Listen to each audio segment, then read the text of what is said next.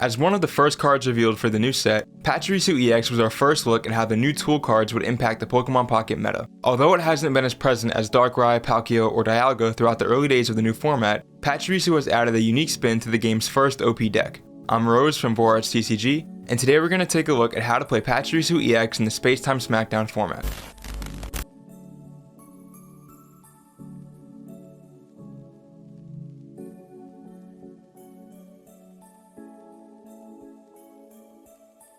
The best way to play PACHIRISU in this format is as a variation of the classic Pikachu EX deck. Utilizing all basic lightning types allows for very quick setup compared to most decks. However, where this deck truly shines is in its flexibility with securing knockouts. Between multiple EX attackers, supporters that open up unique sequences, and tools that stretch the potential of the Pokemon, this deck enables players to think outside of the box. However, the lack of creative limitations can also be a hindrance, as this deck struggles into more linear matchups built around heavy hitters. Due to lower HP counts, every Pokemon in this deck can be one-shot by popular attackers like Palkia, Gyarados, and Charizard, while requiring 2 turns to return comparable damage in late-game scenarios. This results in a deck that's rather difficult to pilot with specific win conditions against many meta matchups.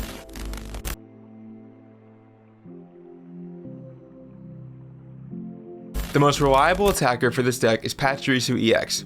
PACHIRISU is a 120 HP Lightning-type basic EX with a Sparking Gadget attack. For 2 Lightning Energy, this attack does 40 damage plus an additional 40 if a Pokemon tool is attached to PACHIRISU. Attacking is spread pretty evenly amongst the Pokemon in this deck, but PACHIRISU dishes out the most consistent damage when this condition is met. This is also beneficial because PACHIRISU's inclusion gives the deck more value out of tool cards to help the smaller EXs against their evolved counterparts. While there isn't necessarily one true primary attacker, PACHIRISU is the face of this iteration. The alternative attacker here is Pikachu EX. Interchangeable with PACHIRISU in most situations, Pikachu is a great option to retreat into or out of with PACHIRISU due to their similar maximum damage. Additionally, due to this deck list not commonly running Giovanni, the extra 10 damage can be crucial in some situations. It's a bit strange to see Pikachu reserved to the bench, but when you understand the sequencing and combos of this deck, it makes more sense. Trainer tools are essential for this deck, as without them, PACHIRISU's damage would be pretty abysmal. Giant Cape is the first option for helping PACHIRISU get the most out of its attack. In a deck that can't afford to run Potion or Erica, it's also helpful for stretching the HP of Pokemon to either buy time or close games by surviving what would otherwise be game-ending attacks. The other tool option is Rocky Helmet. For a deck filled with Pokemon that struggle to one-shot EXs and other Stage 2 Pokemon, Rocky Helmet is great for stacking up chip damage throughout the early game or deterring your opponent from attacking, allowing you to take early leads with your faster setup. There are many ways to play around Rocky Helmet that lean into this deck's creative knockout angles. Playing this deck to its maximum potential can often feel like solving puzzles, and in many scenarios, Dawn is the final piece needed to complete them. The ability to swap energy between Pokemon that have attack cost of 2 energy and retreat cost of 1 energy allows this deck to attack every turn without having to stall out due to retreating or discarding energy. This is the greatest strength of this deck. There's simply no downtime. With Dawn in hand, you're able to power up every Pokemon in the deck in 1 turn. This is also where the creativity comes into play, as Dawn enables players to almost always attack with their preferred basic with little to no side effects. This is why having so many different attackers is useful, a different philosophy than most decks have in this meta.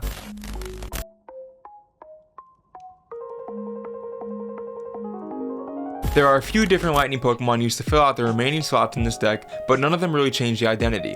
The first of which is Pikachu's usual partner, Zapdos EX. While Zapdos is a bit reliant on luck, its Thundering Hurricane attack is the only method this deck has to one-shot the bigger EXs that PACHIRISU and Pikachu are usually scared of. However, Zapdos' more reliable use is in starting games in the active spot to give PACHIRISU or Pikachu a 1-turn buffer to set up if you're given the first turn. The next fill Pokemon is Dedenne. Due to this deck's strategy revolving around switching between attackers to deal sizable but not overwhelming damage each turn, Dedenne's inclusion can stray from the deck's goals a bit. But if you don't feel you're getting much use out of some Pokemon, then Dedenne is a solid backup option that allows this deck to run a bit more defensively. The final fill Pokemon is Electabuzz. At first glance, Electabuzz doesn't seem terribly useful for this deck, but in tandem with Dawn, this Pokemon can take very sneaky knockouts to win games. 40 damage to the bench is massive in the early game or late game scenarios where you don't have Cyrus in hand to close out games. Only having 70 HP makes Electabuzz somewhat easy to punish, but with perfect timing, Electabuzz can achieve fantastic results. Moving on to the items, we first have Pokeball. A staple in all decks, but one that's particularly useful in a deck comprising of only basic Pokemon. This of course plays into Pikachu's attack as it allows you to set up your bench quickly, but it also improves your odds of having a wide range of attackers available. Every matchup will be different and will require different Pokemon and strategies to win, so seeing as many Pokemon as possible as early as possible is crucial. The other fill item is X-Speed. Pikachu is already the greatest X-Speed user in the Genetic Apex and Mythical Island formats, and the addition of Dawn has only improved its relationship. taking a large chunk of damage, retreating into a new Pokemon for free with X-Speed, and then setting that Pokemon up in one turn with Dawn can really swing games back into your favor. Moving on to the fill supporters, we have Professor's Research. This deck is strongest in the early to mid game with sequences that require the right combination of cards at the right time. This means the availability of Professor's Research during the first couple turns can often make or break the deck's success in the game. Having access to tools for PACHIRISU as well as the right items and supporters to make strong plays is why this card is so important. Giovanni is a supporter this deck can experiment with, but not one that's highly recommended. There will be times where the extra 10 damage can be useful, but there's a reason why Giovanni has been falling out of the meta as of late. For most situations, it's better to rely on other supporters that have better synergy with the playstyle of this deck. Sabrina is another supporter that's historically been really strong but is now being replaced by others. Not quite to the same extreme as Giovanni, but one that's still noticeable. Sabrina shines best in decks that can take quick knockouts with high damage, so she doesn't align too well with this deck's strategies, but feel free to experiment.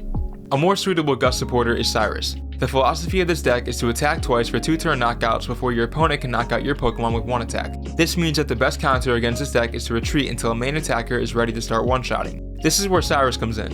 Opponents will retreat in most games against this deck because unless they draw perfectly, they will fall behind early. Cyrus is great for following up the early advantage this deck creates to close out games.